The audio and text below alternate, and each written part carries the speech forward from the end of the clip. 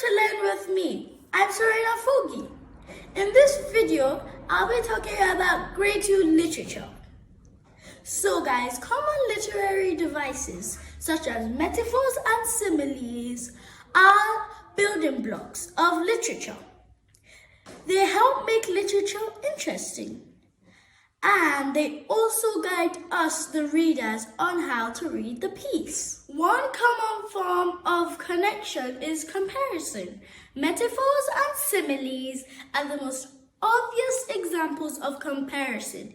Now here is the key for this video. A metaphor is a direct comparison of two things.